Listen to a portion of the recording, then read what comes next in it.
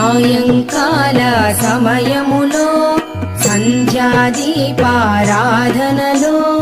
వచ్చును తల్లి మహాలక్ష్మి, వచ్చును తల్లి వరలక్ష్మి. కాళ్లకు గజ్జెలు కట్టింది, మెడలో హారము వేసింది, పిలచిన వెంటనే పలికింది, అడిగినదంతా ఇచ్చింది. సాయంకాల సమయములో సంధ్యాదీపారాధనలో వచ్చును తల్లి మహాలక్ష్మి, వచ్చును తల్లి వరలక్ష్మి.